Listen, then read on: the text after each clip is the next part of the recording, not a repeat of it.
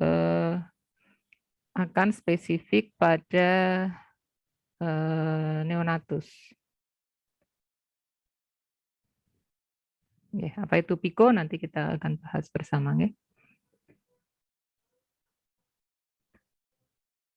Ya, oke. Kita mungkin kita di keperawatan sudah sering mendengar ya, apa itu EBP atau mungkin EBN istilahnya ya, Evidence Based Practice ataupun Evidence Based Nursing atau EBP in Nursing gitu ya, istilahnya mungkin agak berbeda tapi pada intinya sama ya.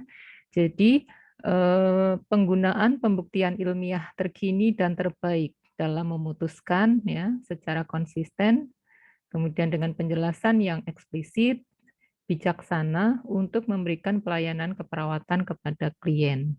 Ya, jadi intinya kita akan memberikan pelayanan asuhan keperawatan ini menggunakan bukti-bukti ilmiah. Bukti ilmiahnya yang terkini dan kita cari yang terbaik dari sekian banyak yang ada. Ya. Nah, untuk memutuskan secara konsisten artinya ketika bukti-bukti ini terbukti ilmiah, ya, terkini dan terbaik tadi akan bisa digunakan secara konsisten di seluruh area. Ya, tidak hanya di area tertentu berdasarkan evidence base A, kemudian di area lain berdasarkan evidence base B, ya. Tapi kalau EBP ini sudah tadi ya terkini terbaik ya akan bisa digunakan secara konsisten di area manapun ya. Kemudian penjelasannya juga eksplisit ya karena tadi berdasarkan bukti-bukti yang ilmiah tadi ya. Kemudian bijaksana karena tidak hanya semata-mata hasil penelitian kemudian diterapkan tapi akan ada proses untuk eh, eh, apa namanya penerapan ya, uji coba penerapan untuk mengevaluasi apakah hasil penelitian itu benar-benar bisa dilaksanakan, diterapkan di area tersebut. Ya, contohnya saja misalnya kita mengambil suatu hasil penelitian dari luar negeri, ya akan diterapkan di Indonesia misalnya, atau mungkin khususnya di ras Jawa misalnya, ya kita akan menilai dulu apakah evidence base tersebut bisa diterapkan untuk karakteristik masyarakat di Jawa seperti itu ya. Kemudian dalam EBP ini kita akan memanfaatkan bukti-bukti yang mutakhir ya, mutakhir atau sahih atau benar ya. Bagaimana benarnya? Tentunya hasil penelitian tersebut melalui suatu proses penelitian yang baik ya. Baik dari awal penyusunan proposal, pengambilan data, pengolahan data ya termasuk metodologinya dilakukan dengan benar ya, termasuk pembahasan dan pengambilan kesimpulan ya, itu dilakukan dengan benar ya. Kemudian kita juga melakukan integrasi dalam menggunakan EBP ini ya. Tadi yang saya sampaikan tidak semata-mata menerapkan hasil penelitian, tapi kita harus mengintegrasikan ya antara kompetensi perawat ya, kemudian bukti-bukti tadi yang kita dapatkan dan nilai-nilai dari klien ya. Tadi contohnya yang artikel kita ambil dari luar negeri ya. Kita sesuaikan dengan kompetensi perawat di Indonesia, di Jawa khususnya misalnya ya. Kemudian kita juga kaitkan dengan nilai-nilai klien kita. Apakah nilai-nilai yang diyakini klien itu sesuai dengan apa namanya artikel tadi ya, hasil penelitian apakah sesuai dengan nilai-nilai klien di masyarakat kita. Ya. Masih terkait EBP, EBP ini bisa menjadi pedoman perawat ya untuk mengambil keputusan klinis yang diaplikasikan di dalam praktek keperawatan. Ya, ini contoh gampangnya ketika saat ini kita mengalami pandemi ya, banyak hal-hal baru yang mungkin belum ada panduannya. Ya, kemudian seiring berjalannya waktu ada penelitian-penelitian yang berjalan. Ya, nah kemudian ketika ada hasil penelitian itu akan ada keputusan yang bisa diambil ya contohnya misalnya bagaimana penanganan bayi baru lahir dari ibu yang terkonfirmasi COVID misalnya ya sebelumnya kan belum ada nih panduannya. Oke, dari hasil penelitian itu Kemudian kita bisa mengambil keputusan klinis. Oh ya, penanganan untuk neonatus yang lahir dari ibu terkonfirmasi COVID misalnya ya. Oh harus dipisahkan misalnya. Boleh nggak menyusui misalnya. Ya. Oke, untuk selanjutnya EPP ini bisa digunakan untuk menjawab pertanyaan klinis ya, yang berasal dari hasil-hasil riset yang telah dinilai VIA-nya. Ya, apa itu VIA nanti akan kita lihat ya. Nah, ditujukan untuk perubahan pada praktek keperawatan. Ya, jadi selain tadi merupakan hal baru ya yang bisa kita cari evidence base-nya, ya kita juga bisa untuk melakukan perubahan dari praktek keperawatan yang sudah ada. Ya, contohnya misalnya ini bagaimana memasang infus ya pada bayi prematur misalnya ya seringkali mengalami kendala karena venanya yang kecil ya rapuh ya kemudian kulitnya yang tipis padahal bayi itu harus mendapatkan berbagai macam cairan dengan osmolaritas yang tinggi gitu ya. Nah ada riset-riset baru yang ternyata oh ya ada akses melalui perifer tetapi bisa sampai ke sentral vena sentral seperti itu ya yang dikenal dengan istilah PICC ya. Nah, hal seperti itu bisa ya digunakan untuk merubah praktek keperawatan yang sudah berjalan ya. Kemudian dalam EBP ini juga disintesis dan direview dari berbagai studi, bukan hanya dari satu studi saja ya. Jadi nanti ketika kita mau menerapkan EBP, mau memperbarui pelayanan ya, mau apa namanya? Menerapkan praktik yang baru, tentunya tidak cukup dari satu studi saja. Ya, kita harus mencari berbagai bahkan banyak literatur ya yang kita sintesis dan kita review. Ya, kembali lagi tidak semata-mata diterapkan, tapi harus kita sintesis dulu, harus kita review dulu. Ya, kemudian tidak hanya dari sisi keperawatannya saja ya, kita juga mungkin perlu melihat dari sisi bagaimana aspek sosialnya, bagaimana aspek psikis dari suatu penerapan evidence base tersebut. Ya. Nah, tadi di depan kita sampaikan bahwa untuk mencari referensi yang baik, ya, ada penilaian VIA, ya, VIA. Ya. Apa itu? Yang pertama V-nya adalah validity. Ya, jadi kita akan melihat apakah dari metode penelitian itu ya kita bisa melihat apakah penelitian ini sahih ya. Bisa dilihat dari desain penelitiannya, cara pengambilan sampelnya ya, besar sampelnya apakah memenuhi kriteria ya. Kemudian kriteria inklusi dan eksklusinya ini apakah sesuai ya, apakah cukup kuat untuk bisa diterapkan nantinya ya. Kemudian kalau ada randomisasi itu akan lebih mewakili populasi ya sehingga akan lebih baik hasilnya. Kemudian cara pengukurannya apakah sudah menggunakan alat ukur yang tepat, apakah alatnya dikalibrasi dan seterusnya ya. Jadi nanti kalau kita akan memilih suatu artikel kita lihat validity-nya ya. Paling tidak kita lihat di metodenya tadi ya. Kemudian yang kedua, I-nya adalah importance ya.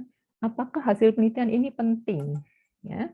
Jadi banyak sekali ya artikel-artikel yang bisa kita temukan ketika kita menelusuri jurnal ya.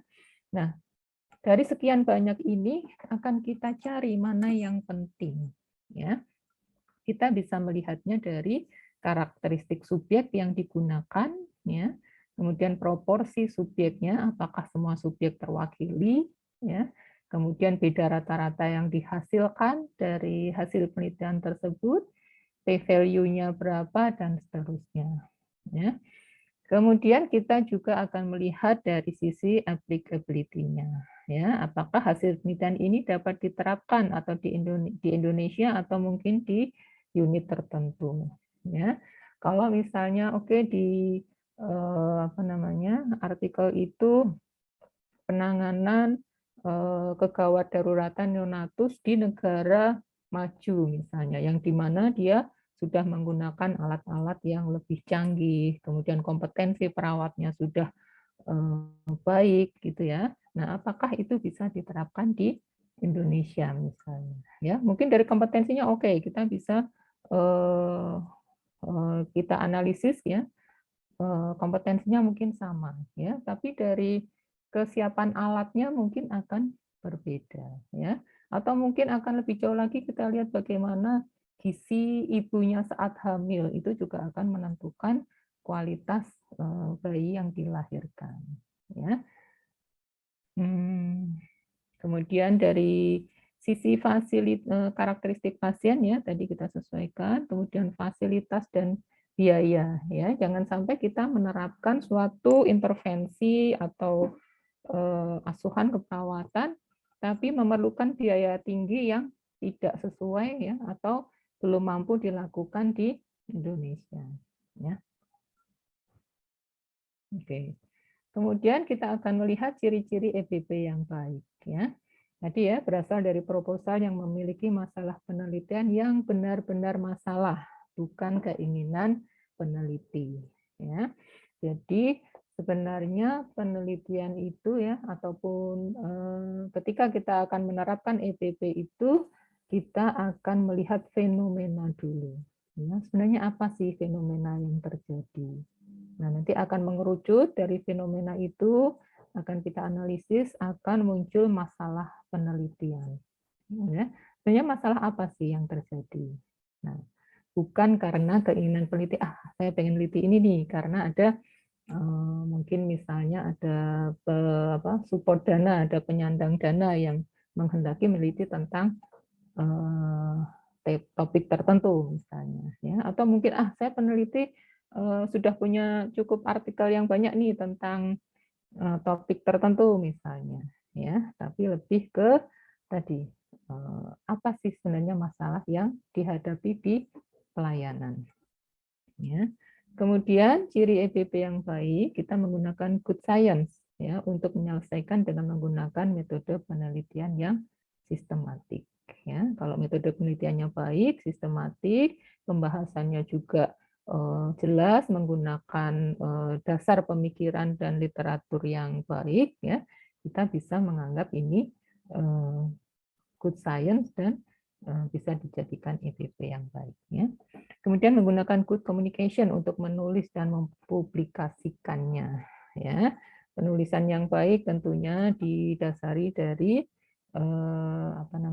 pedoman penulisan ya di suatu jurnal ya, sehingga siapapun yang membacanya nanti akan bisa memahami dengan baik ya.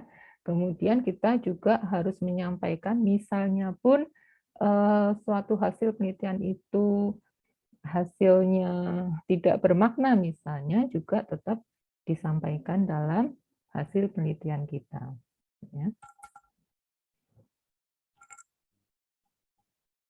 Kemudian proses penerapan EPP itu ya, yang pertama kita membuat pertanyaan klinis ya. Tentunya tadi ya diawali dengan analisis suatu fenomena tadi ya. Kita buat pertanyaan klinisnya yang nanti akan menjadi fokus kita dalam pembahasan, akan menjadi fokus kita dalam mencari referensi yang kita butuhkan. Ya.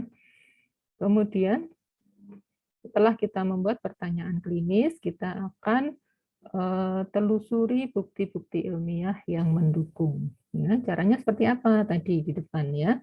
Kita cari kriteria yang sesuai dengan VIA. Ya.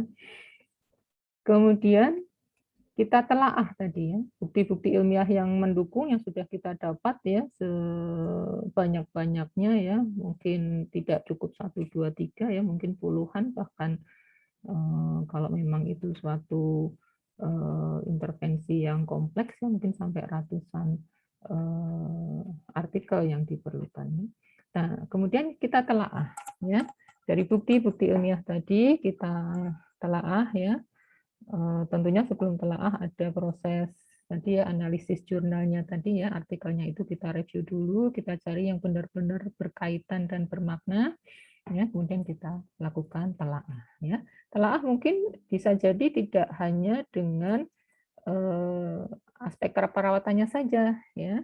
Bisa jadi kita juga memerlukan telaah itu dari profesi yang lain yang terkait, ya.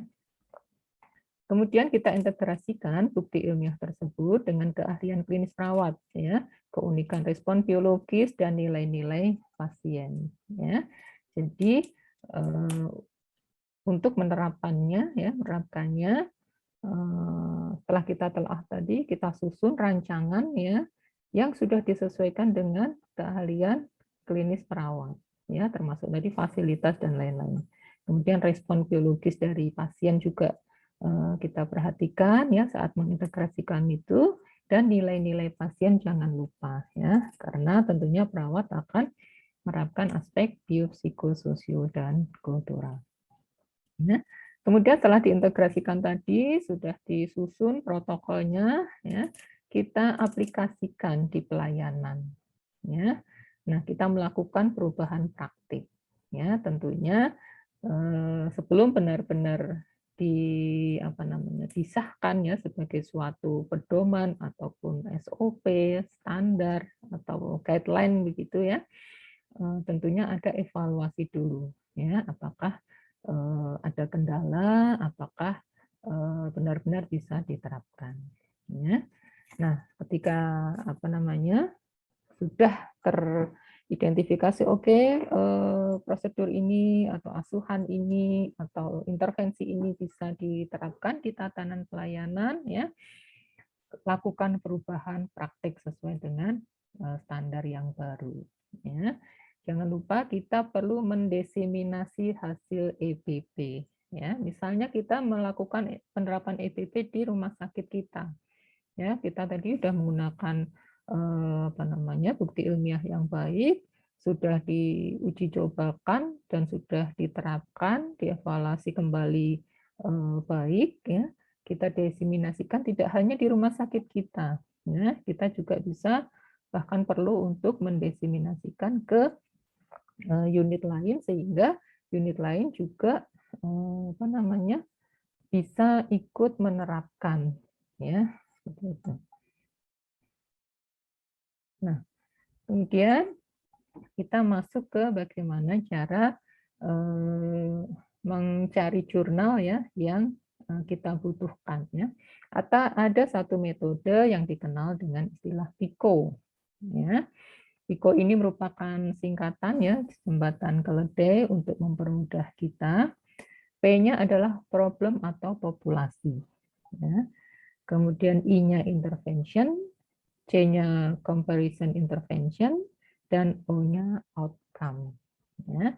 Jadi PICO ini hanya untuk istilahnya untuk tadi, ya, jembatan keledai untuk mengarahkan bagaimana kita mencari hasil penelitian yang kita butuhkan, ya. Nanti akan kita lihat satu persatu. Nah, dari P dulu. P itu problem atau population, ya. Yang kita rumuskan di situ, kita merumuskan siapa sih pasien atau klien kita. Target kita itu siapa yang akan kita intervensi ini, ya. Apakah individu, keluarga atau komunitas atau mungkin kelompok, ya. Kemudian adakah pengelompokan usia atau jenis kelamin, ya. Misalnya pada anak itu kan masih luas juga, ya, rentang usianya. Mungkin bisa dispesifikan lagi apakah mungkin di usia neonatus, usia prasekolah, usia sekolah, remaja, dan seterusnya, ya. Kemudian jenis kelamin apakah berpengaruh terhadap intervensi yang akan kita berikan, ya.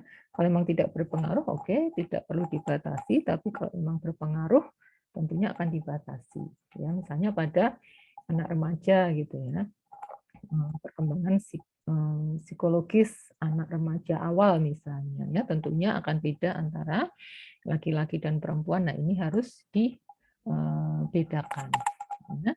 Kemudian apakah masalah khusus kesehatannya, ya, kalau ada kekhususan, ya, spesifik, ya, maka perlu kita perjelas, ya. Nah, ini ada contohnya, misalnya problemnya adalah kejang demam, ya. Atau bisa juga kita P itu bisa juga populasi kan. Nah, tadi kita contohnya pada anak usia sekolah. Ya, jadi berarti kita akan mencari referensi yang terkait kejang demam pada anak usia prasekolah. Ya, ini hanya contoh saja untuk mengidentifikasi P-nya, problem atau populasi. Kemudian I-nya, ya, interventionnya, hal apakah yang dimanipulasi oleh peneliti? Ya, ini kalau di metodologi penelitian, ini yang akan menjadi variabel independen. Ya. Kita bisa melihat di situ ya isu kesehatan apa yang terkait. Nah, ini bisa promotif, preventif, kuratif, dan rehabilitatif. Ya, jadi bisa dari semua aspek isu kesehatan yang akan kita cari. Ya. Kemudian strategi manajemen apa yang disoroti atau dibandingkan. Ya, jadi kita bisa juga melihat dari aspek manajemennya. Ya. Kemudian untuk kelompok intervensinya, ya ada kemungkinan itu merupakan intervensi perawatan murni atau bisa alternatif intervensi, dan ada juga mungkin yang kelompok sebagai kontrol. Ya, ini perlu kita perhatikan saat kita mengidentifikasi intervensinya. Kemudian C, comparison intervention ya. Jadi apakah intervensi yang akan kita terapkan tadi, yang referensi yang kita cari tadi, apakah akan dibandingkan? Ya. Dibandingkan ini bisa dengan kelompok kontrol atau bisa juga dengan intervensi yang lain. Ya. Tapi untuk C ini bisa juga tanpa pembanding. Ya. Jadi tidak harus ada C-nya. Ya. Kemudian untuk outcome-nya, kita akan melihat apakah konsekuensi atau dampak dari pasien terhadap intervensi yang diberikan. Ya. Kalau di metodologi kita akan melihat bahwa ini sebagai variabel dependent ya, atau hasil dari penelitian tersebut. Ya. Ini untuk penjelasannya dari Piko, nanti mungkin akan ada contoh-contoh lagi untuk lebih jelasnya. Nah, kemudian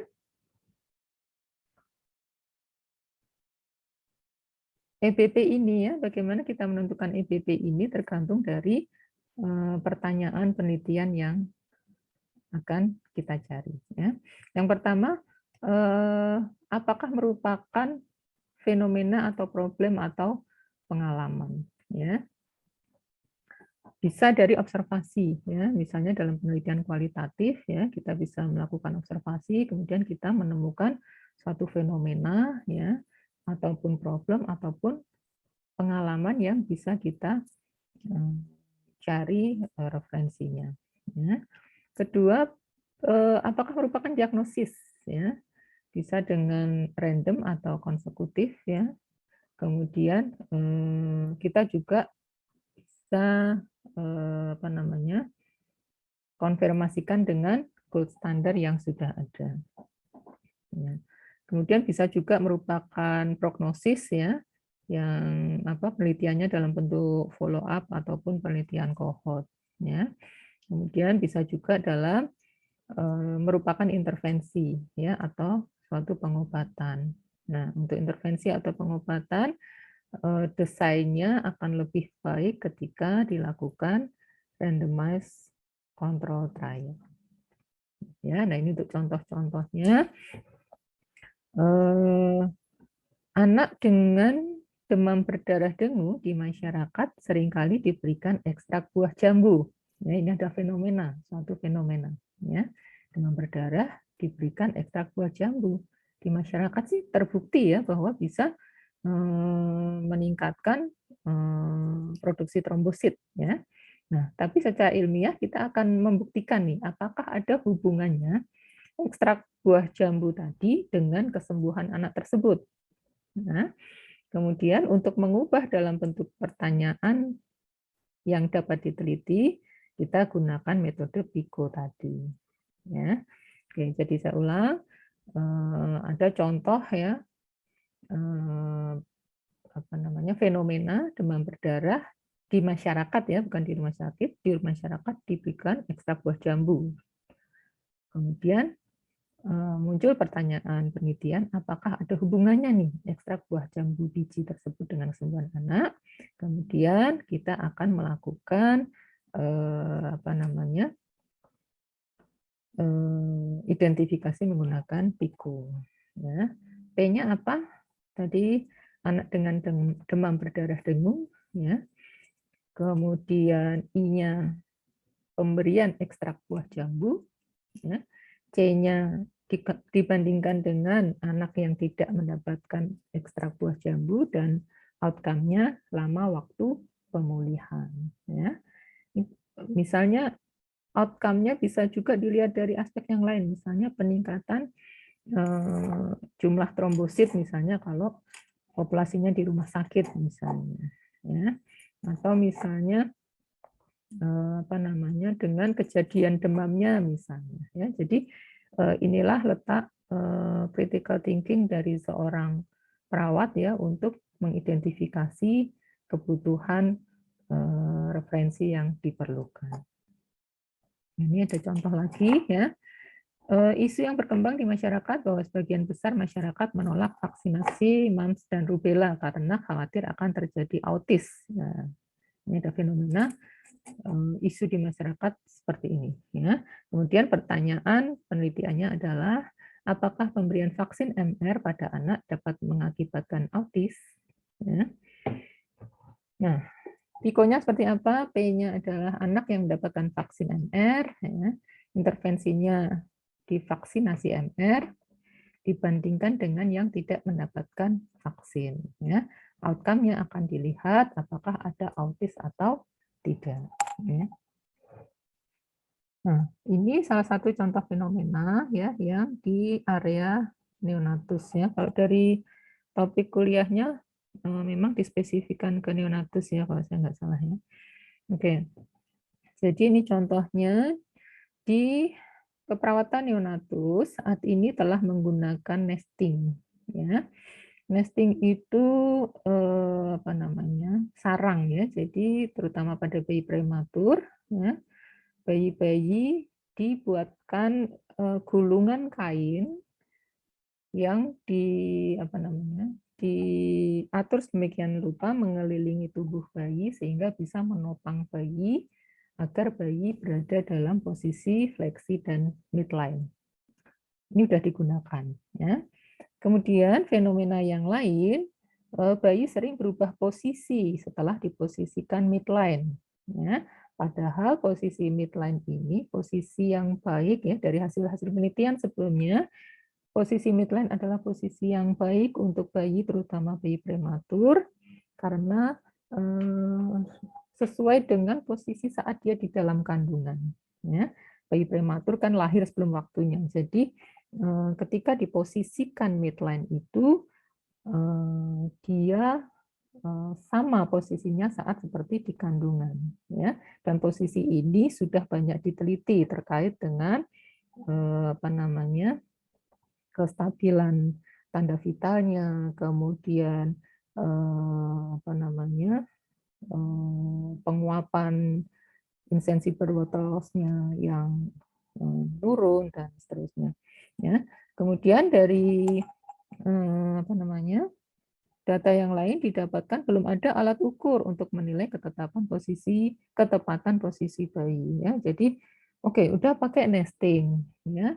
Sudah diberikan nesting tapi posisi bayi masih sering berubah ya, padahal midline posisi yang baik ya, tapi belum ada alat ukurnya. Ini fenomena yang terjadi. Nah, sekarang kita coba identifikasi PICO-nya. Ya. P-nya adalah bayi prematur dengan usia kurang dari 34 minggu.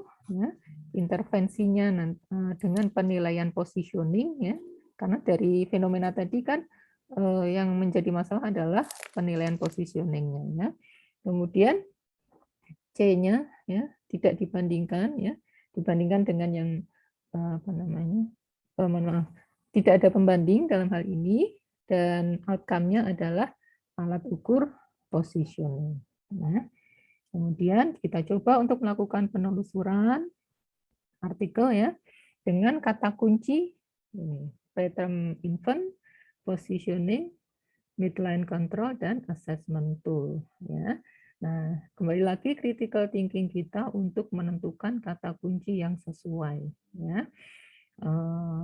Preterm infant ya, bisa juga mungkin premature baby misalnya ya. Nah, apa namanya? Pandai-pandainya kita ya untuk menentukan kata kuncinya ya. Kemudian kita akan menelusuri publikasi yang apa namanya, kita usahakan publikasi yang apa namanya, terpercaya ya. Ini hanya contoh saja ya, mungkin Science Direct, ProQuest, dan Cochrane ya, tentunya masih banyak lagi, dan Poltekkes tentunya sudah memfasilitasi ya untuk akses jurnal ya. Apa namanya, jurnal-jurnal dari Indonesia juga banyak, tapi apa namanya ya, kita perlu juga ya mempelajari dari artikel yang internasional ya sebagai pembandingnya. Nah, kemudian dari hasil penelusuran ya didapatkan ada beberapa jurnal yang mendukung ya. Nah, dari jurnal tersebut ya kita identifikasi ya, kita sintesis ya. Di sini kita rumuskan tujuan dari artikel tersebut adalah untuk mengembangkan alat ukur pengkajian positioning agar dapat distandarkan sebagai bahan untuk mengajarkan cara positioning yang benar dan untuk mengevaluasi praktik positioning. Ya, ternyata hasil ujinya reliabel, kemudian uji validitas konten telah dilakukan berdasarkan penelitian dan opini ahli dan peneliti. Ya. Kemudian sampel dari artikel itu adalah bayi yang dirawat di NICU yang saat penilaian tidak sedang mendapatkan intervensi. Ya. Kemudian referensi yang lain yang didapatkan, hasilnya adalah positioning assessment tool terbukti efektif untuk mengkaji posisi bayi dengan hasil uji yang reliabilitasnya baik. Ya. Perawat mengalami peningkatan kompetensi untuk memposisikan bayi dengan benar, dan perawat dapat memahami protokol dengan baik. Ya. Ini hasil analisis dari artikel yang didapatkan. Oke, sebentar, mungkin ada satu contoh lagi.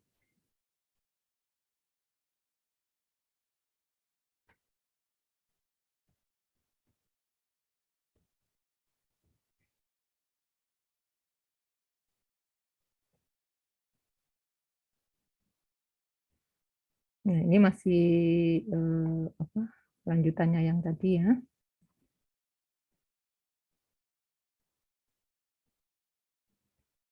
Nah, ini sebagai informasi tambahan ya, tadi latar belakang kenapa bayi itu memerlukan positioning yang baik ya.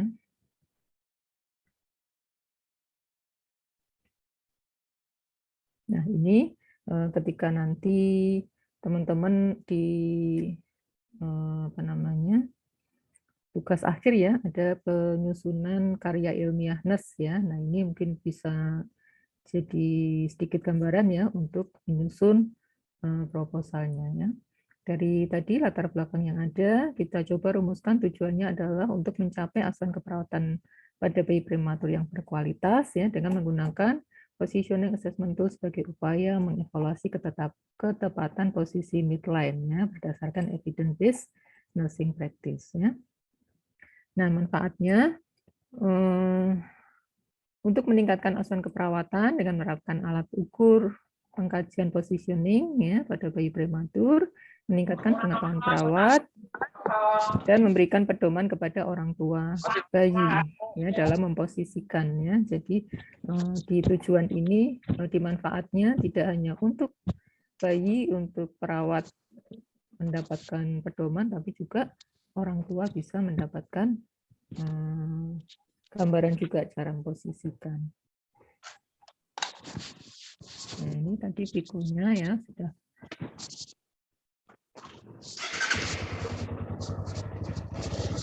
Ini kata kuncinya.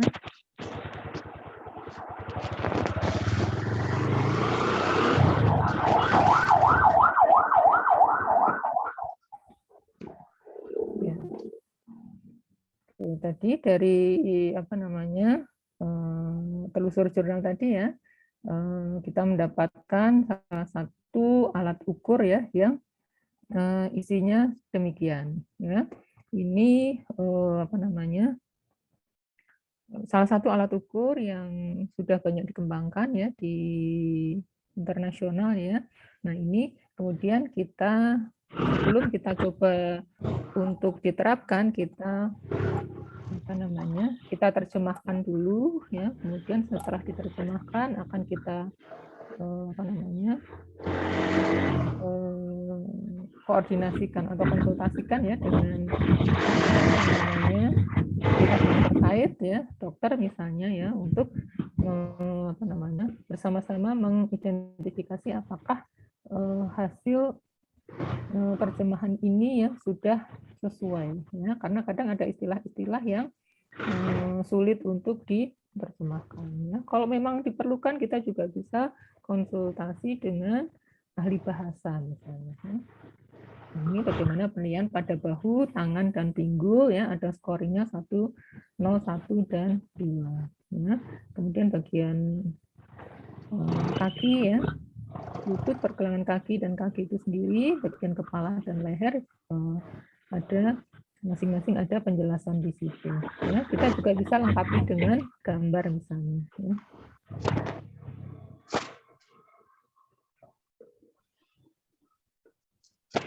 Ini juga kita lengkapi ya bagaimana cara menggunakan alat ukur tersebut.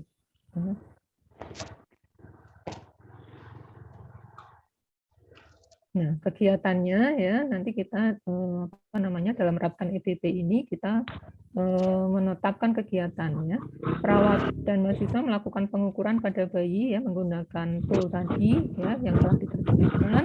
Kemudian melakukan penilaian pada 5 bayi ya dengan usia gestasi kurang dari 34 minggu.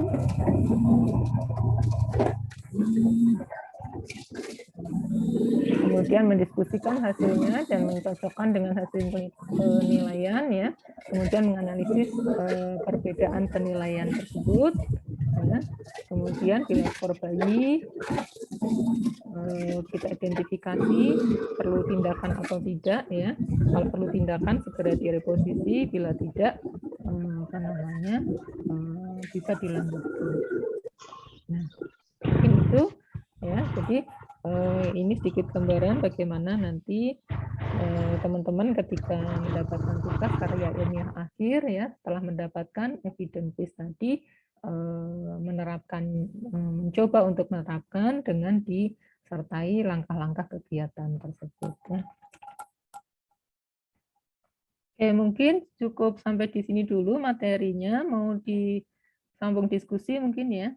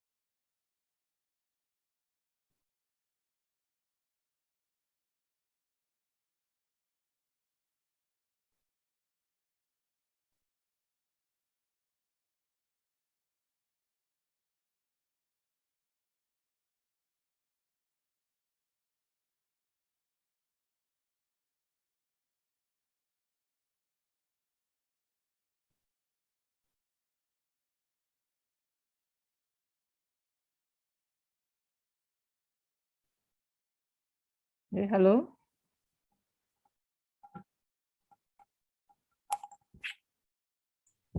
Bu izin bertanya, Bu. Ya, ya, silakan. Tadi sudah penjelasan dari Ibu kan ada mengenai evidence based practice ini dicarinya kan yang memang benar-benar masalah yang fenomena gitu kan Ibu, Ya, bukan betul. keinginan dari peneliti. Maksudnya yang bukan keinginan peneliti itu seperti apa ya Bu kira-kira Bu? Ya, baik. Contohnya. Ya, terima Oke, kasih Bu. ya.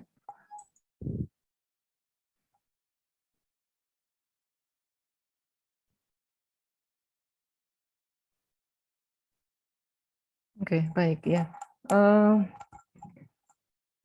Jadi kita kan mau menerapkan EBP ya. Jadi menerapkan EBP tentunya kita tadi akan melihat fenomena apa yang terjadi ya.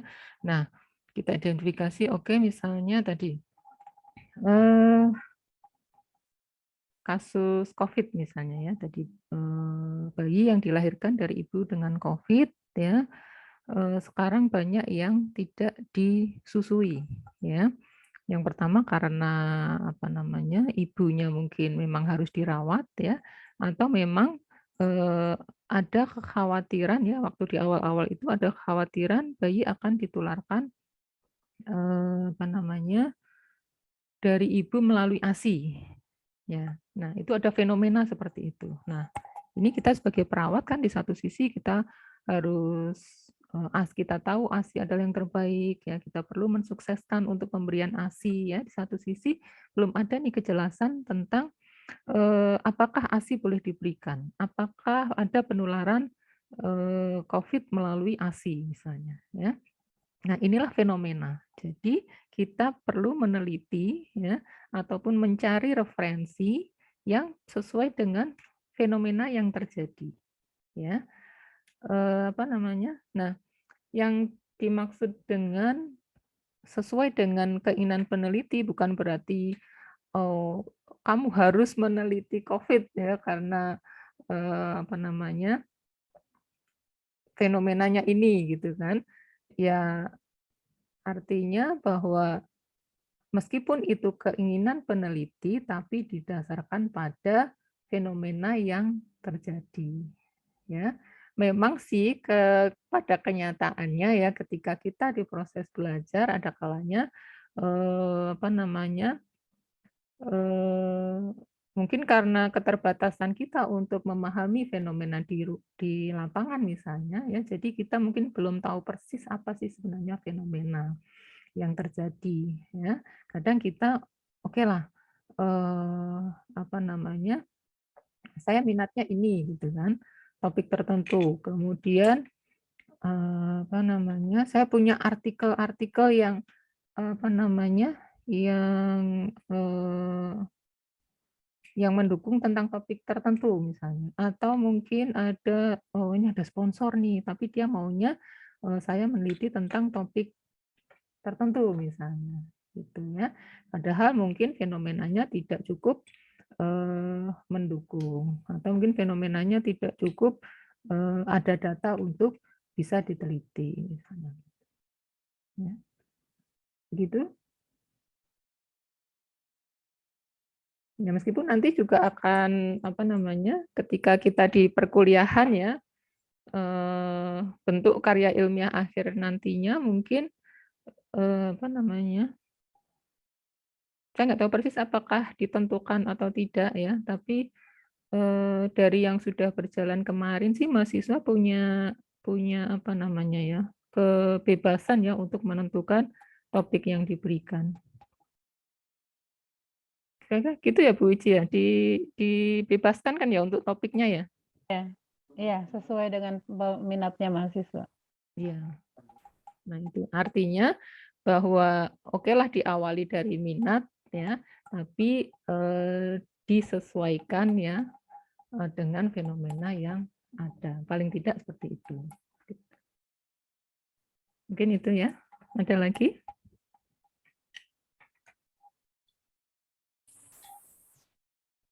Permisi Bu, mohon izin Ya, untuk bertanya. silakan. Mohon izin Bu untuk mengenai evidence based practice ini selain melalui format PICO atau PICO ini ada tidak kayak semacam sebuah format untuk mengkritisi jurnal selain melalui pikot. Kan untuk saya sendiri Bu, untuk punya keterbatasan dalam bahasa Inggris, sehingga untuk mencari jurnal-jurnal yang terakreditasi internasional itu mungkin kadang suka kesulitan meskipun sudah ditranslate itu masih kurang memahami apa sebenarnya intisari dari sebuah jurnal tersebut, seperti itu Bu. Sedangkan untuk dari jurnal-jurnal Indonesia sendiri selain melalui portal Garuda, Sinta, dan lain-lain itu Bu, kadang kan ada sebuah keterbatasan mengenai topik yang kita telusuri, seperti itu Bu. Kira-kira ada format tertentu tidak Bu untuk mengkritisi sebuah jurnal seperti itu, selain melalui TikTok dan itu. Terima kasih Bu. Ya, oke. Baik, mungkin ada ya yang bisa kita yang kita bisa gunakan untuk menjadi pedoman gitu ya. Tapi saya kira dengan Piko ini sudah cukup mewakili, artinya bahwa sebenarnya aspek-aspek yang perlu kita cari itu ya ada di Piko itu ya. Dan di Piko itu sendiri kan sebenarnya itu untuk mengarahkan kan sebenarnya apa sih populasi apa yang akan kita cari ya, atau problem apa yang kita cari ya, intervensinya apa, kemudian pembanding dan outcome-nya. Nah, itu untuk mengarahkan kita bagaimana nanti kita ketika mencari jurnal itu enggak terus buka jurnal terus cari sedapatnya gitu, bukan ya. Jadi untuk mengarahkan bahwa ini loh yang akan kita cari adalah populasinya ini, intervensinya ini dibandingkan dengan ini, dan outcome-nya apa yang akan kita lihat. Nah, untuk redaksionalnya, saat mencari di artikel, di jurnal, meskipun itu jurnal dari bahasa Indonesia, kita kan mainnya di kata kunci. Jadi, tadi oke, populasi saya bayi prematur nih, usia berapa nih? Usia kurang dari 34 minggu misalnya kita ambil, bukan 37 minggu misalnya. Nah, kita kan bisa pakai istilah bayi prematur misalnya ya, atau usia gestasi 34 minggu misal, kurang dari 34 minggu ya. Jadi Pikonya tadi untuk sebatas mengarahkan, membatasi ya. Kemudian ketika kita berselancar di jurnal, kita mainnya adalah di kata kunci. Nah, kembali lagi kata kunci ini critical thinking kita ya, kejelian kita untuk menentukan kata kunci yang tepat ya. Dan jangan bosan-bosan dan memang harus telaten ya untuk mencari menggunakan kata kunci yang sesuai. Misalnya kata kunci pakai kata bayi prematur kok nggak nemu misalnya ya, kita secara teori tahu juga bahwa prematur itu ya bukan hampir sama ya, artinya istilah bayi berat lahir rendah misalnya ya, bayi berat lahir rendah itu seringkali lahir dari bayi prematur misalnya. Nah, kita bisa coba dengan kata kunci bayi berat lahir rendah misalnya gitu ya. Kemudian sama dengan istilah-istilah untuk intervensi, pembanding, dan outcome-nya. Outcome misalnya kita juga bisa lihat dari tadi berbagai hal, banyak hal yang bisa kita lihat. Gitu. Oke. Nah, kemarin dari pengalaman teman-teman yang sudah mengerjakan karya ilmiah nurse-nya ya, waktu di awal kita baca, oh oke, saya akan melakukan telaah jurnal di jurnal ABCDE gitu ya, banyak jurnal yang disebutkan, di situ menyebutkan jurnal-jurnal internasional akan dia telaah gitu, bilangnya di depan gitu ya. Tapi setelah kita baca ke belakang, artikel yang digunakan kok semua dari Indonesia gitu ya. Bukan saya nggak cinta Indonesia, bukan kita tidak cinta produk Indonesia ya, tapi kita ya paham sendirilah ya, kadang belum semua publikasi artikel yang baik itu dipublikasikan dengan baik juga gitu. Dan akan ada baiknya kita juga bandingkan dengan standar atau hasil-hasil penelitian internasional gitu ya. Ini ya sekedar tips aja, artinya untuk pemahaman bahasa kan ada kita bisa dibantu dengan apa namanya Google Translate gitu ya. Nah, itu juga bisa lah untuk apa istilahnya modal belajar kita gitu ya. Jadi kembali lagi ada baiknya kita tidak hanya menggunakan artikel yang dari Indonesia, tapi kita juga perlu melihat artikel dari luar ya. Karena banyak juga artikel yang dalam bentuk guideline ya, yang dari luar yang sebenarnya sudah distandarkan ya oleh internasional, oleh WHO bahkan ya.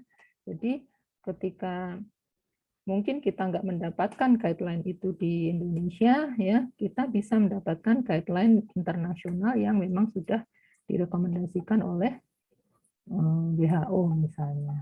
Ya, nanti dari apa yang distandarkan WHO itu nanti akan kita bisa lihat apakah itu bisa diterapkan di Indonesia. Ya, jadi saya minta nggak alergi ya untuk artikel dari luar ya, atau minta tolong adiknya lah untuk nerjemahin gitu ya, atau lah dibaca pasti ya ada paham-pahamnya lah ya, gitu kan, toh istilahnya juga istilah medis, istilah keperawatan gitu ya. Kalau teman-teman nanti mencoba untuk berselancar ya, nanti akan menemukan kepuasan. Wah, ternyata udah banyak yang diteliti ya. Nanti misalnya nih, rasanya itu ketika misalnya mau meneliti apa ya, oh tentang ini misalnya. Lihat di judul, oh ternyata sudah pernah ada yang meneliti, gitu. Ganti judul misalnya. Oh ternyata sudah pernah juga gitu ya. Jadi silahkan untuk mengembangkan ilmu kita ya, diperluas apa namanya wawasan kita untuk mempelajari artikel dari luar juga ya. Kembali lagi tadi Piko hanya untuk mengarahkan, mainnya di kata kunci gitu ya. Oke, ada lagi mungkin? Baik, Bu. Terima kasih banyak, Bu. Ya. Bu, saya boleh izin bertanya tidak, Bu Yayu? Ya boleh. Silahkan. Sebelumnya terima kasih Bu Yayu atas waktu yang diberikan. Di sini saya ingin bertanya Bu, terkait tadi kan dijelaskan bahwasanya proses EBP itu salah satunya yaitu mengaplikasikan di tatanan pelayanan. Ya, nah dalam hal ini ketika kita di lapangan itu belum tentu kita bisa menerapkan EBP tersebut karena mungkin entah dari perawat itu sendiri banyak sekali aktivitas atau banyak sekali tuntutan kerja yang harus dikerjakan. Nah di sisi lain perawat belum lagi memberikan pelayanan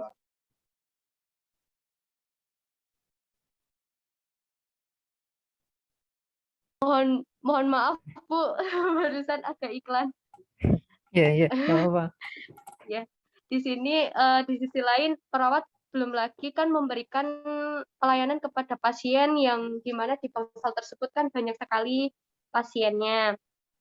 Nah, untuk itu sehingga perawat ini terbiasa dengan implementasi yang sudah biasa dilakukan atau bahkan perawat lebih banyak berkolaborasi dengan dokter, bukan dengan keperawatannya.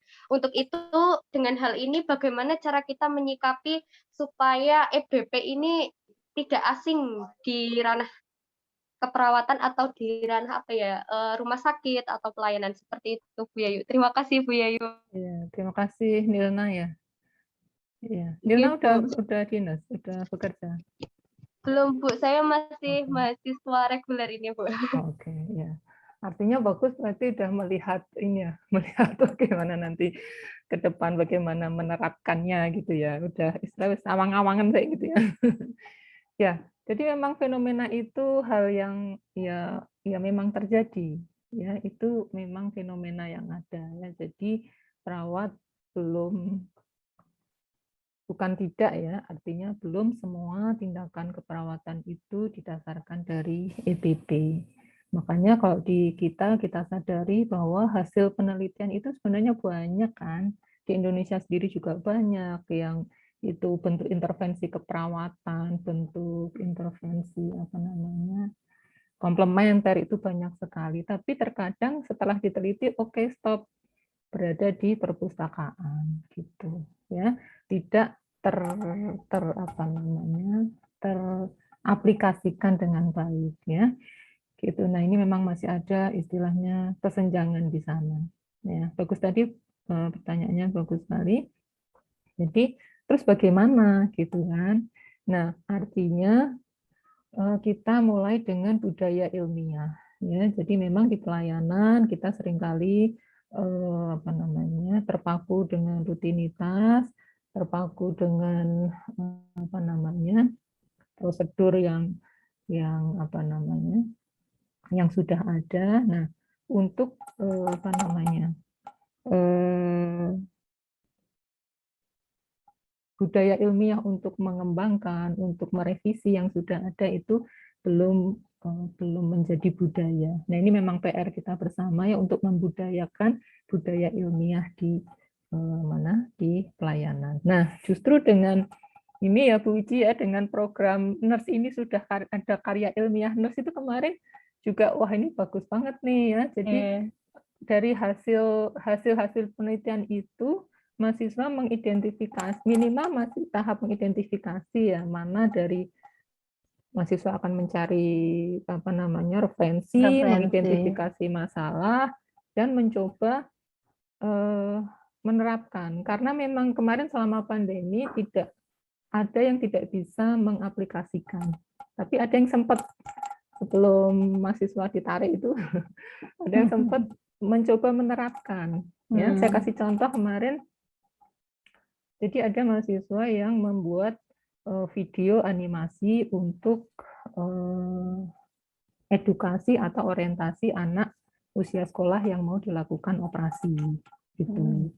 Nah, dia cari referensi kan, oh iya media edukasi itu dengan animasi itu pada anak usia sekolah itu lebih efektif gitu kan. Oh, ada yang sudah meneliti kalau diberikan edukasi itu anak lebih tenang pasca operasinya dan seterusnya. Kemudian dia membuat video animasi itu, ya, dan coba diterapkan di waktu itu hanya berhasil di 2 pasien karena habis itu mahasiswa ditarik gitu ya. Dan dia dari situ dia bisa menganalisis kan apakah teori tadi hasil penelitian tadi bisa diterapkan atau tidak. Ya, dia bisa mengamati juga kendala-kendalanya apa, ya termasuk apa namanya kendala bagaimana perawat tadi disibukkan dengan hal-hal lain ya yang bersifat kolaboratif dan prosedur rutin ya, tapi untuk aspek kesiapan mental seorang anak yang akan dioperasi, oh ternyata belum banyak diaplikasikan. Dan dia punya ide ya tadi berdasarkan hasil studi literaturnya, oh ya ada intervensi ini loh yang bisa membuat anak lebih tenang ketika dia menjalani operasi bahkan mungkin setelah operasinya gitu ya. Nah, itu gambarannya. Kemudian mahasiswa juga bisa nanti ketika karya ilmiah bisa apa namanya tidak hanya harus yang bentuknya intervensi keperawatan, tapi bisa juga apa namanya analisis apa namanya ya situasi. Artinya misalnya tadi kenapa perawat anak ya fokus pada tindakan kolaborasi prosedur apa namanya rutinitas misalnya ya. Nanti mahasiswa bisa mengarahkan pikonya tadi ke arah tadi apa P-nya mungkin perawat ya, perawat anak misalnya, I-nya intervensinya mungkin dengan apa namanya edukasi misalnya, edukasi pada perawatnya misalnya, terus mau dibandingkan atau tidak, outcome-nya dilihat dari bagaimana pendekatan anak saat apa namanya pasien akan dioperasi misalnya ya. Jadi bisa dari sisi apa istilahnya manajemennya ya atau dari peran perawatnya misalnya ya. Tadi tidak harus karya ilmiahnya nanti dalam bentuk intervensi. Itu mungkin. Oke, Bu, terima kasih banyak Bu Yayu atas jawaban yang diberikan. Ada lagi, Pak Cukup? Permisi Bu, saya mau bertanya. Ya. Untuk penugasan kelompok terkait keperawatan anak ini bagaimana gitu? Oh ya, oke. Ini udah sampai penugasan berarti sudah saatnya ya saya tampilkan PPT selanjutnya.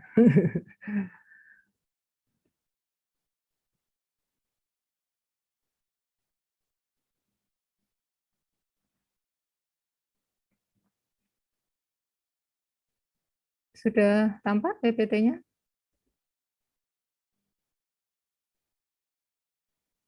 Belum, Bu. Ya, Belum, Bu. ya, sudah.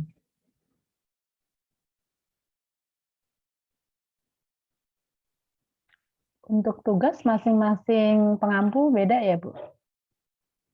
Beda kayaknya, Bu.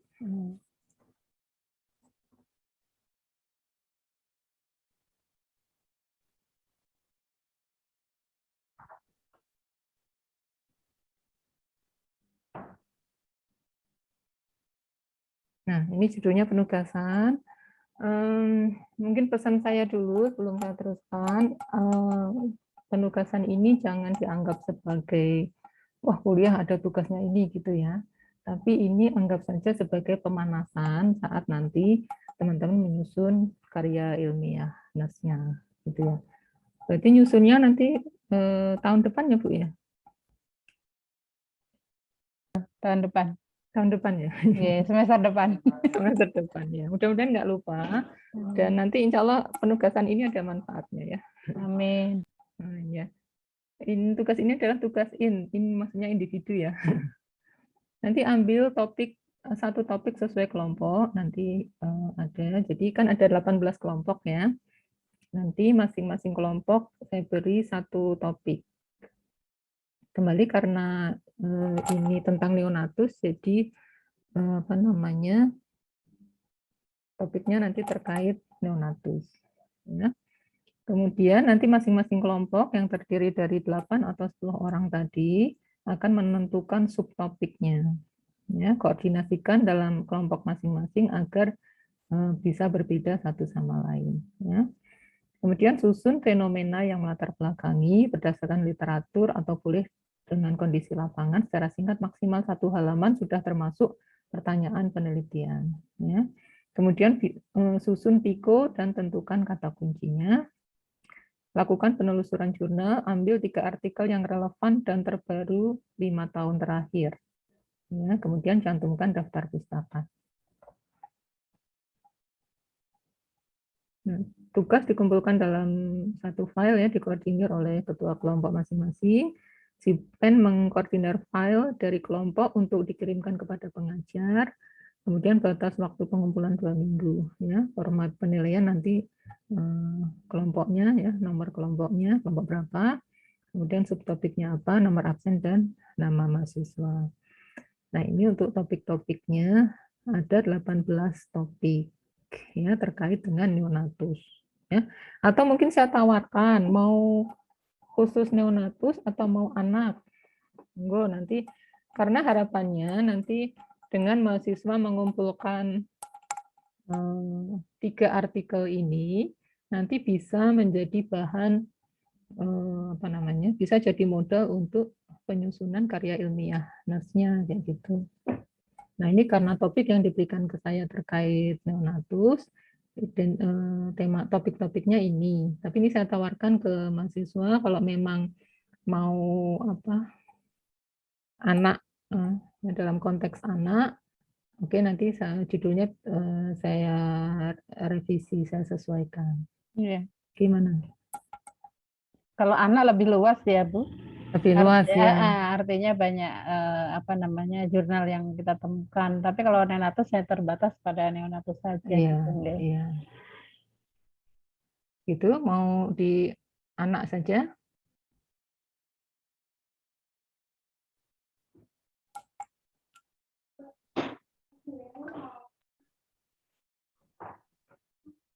Oke, ada Sipen ya? Sipennya gimana?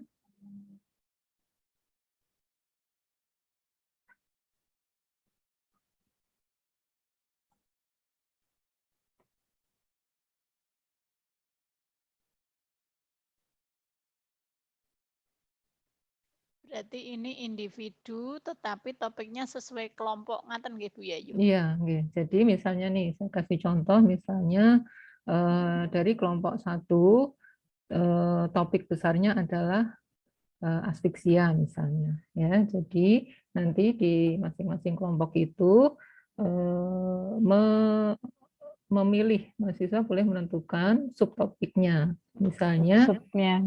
ya, misalnya Bu Wiji akan tentang penilaian asfiksia misalnya. Oke, kemudian mahasiswa kedua akan memilih tentang pemberian oksigen pada asfiksia misalnya. betul. Oke. Kemudian yang ketiga mungkin tadi akan melihat peran perawat dalam penanganan neonatus Asfiksia. dengan asfiksia misalnya. Seperti itu. Iya. Iya, Bu, betul. Tapi maksudnya gini Bu Yayu, Iya. kan misalnya di anggota kelompok itu ada 10 mahasiswa, kemudian topiknya asfiksia, Iya. kemudian kalau tadi dipilah katakanlah ketemu 3 area Iya. dari asfiksia itu, Mm-mm. artinya berarti mahasiswa yang lain boleh dengan tema yang sama, tetapi mungkin nanti jurnalnya bisa berbeda seperti itu, atau bagaimana Ibu? Ya, di masing-masing kelompok nanti mungkin ada satu yang mengkoordinir biar berbeda. Oh gitu. Ya, jadi asfiksia ini kan hanya istilahnya kasus medisnya ya, tapi untuk aspek keperawatannya kan bisa banyak hal tuh. Bisa banyak. Iya. Oke. Nah, mungkin disik-disikan kalau yang udah dapat duluan kan berarti apa istilahnya? Dia dapat subtema dulu gitu, menang milih gampangnya gitu. Betul. Kira-kira ada kesulitan enggak? Sambil jalan dulu kali ya, Bu. Sambil jalan dicoba dulu Ibu. Iya. Iya. Nah, ini saya ambil tugas ini karena setelah melihat mahasiswa yang angkatan sebelumnya menyusun karya ilmiah, ini nanti akan sangat membantu ya, terutama nanti misalnya dalam menyusun latar belakang, menentukan pertanyaan penelitian seperti itu.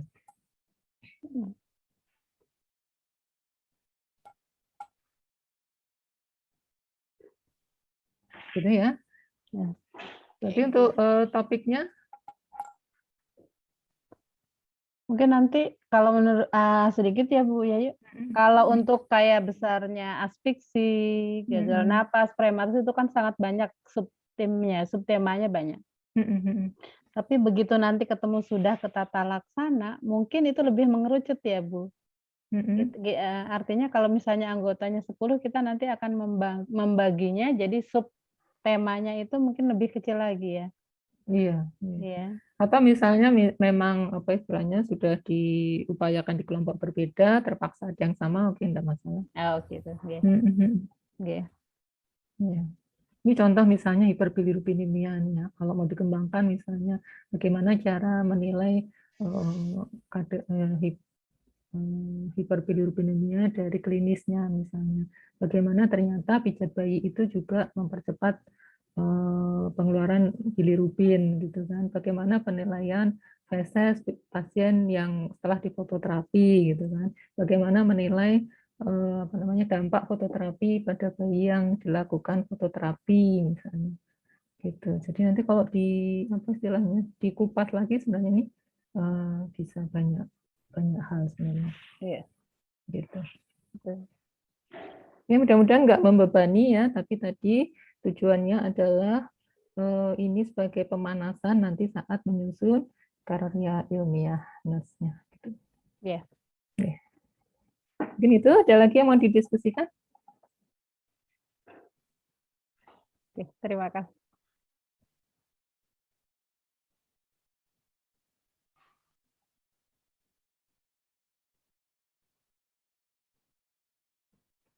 Ya, baik, kalau sudah cukup, mungkin mudah-mudahan ini bermanfaat, bisa memberikan gambaran untuk penerapan EPP. Oke, saya cukupkan di sini, kurang lebihnya mohon maaf. Assalamualaikum warahmatullahi wabarakatuh. Waalaikumsalam. Terima kasih Bu Yayu. Assalamualaikum warahmatullahi wabarakatuh. Terima kasih Bu Yayu. Ya, Bu. izin live ya. Matur suwun Bu Yayu. Monggo monggo. Turun, Bu.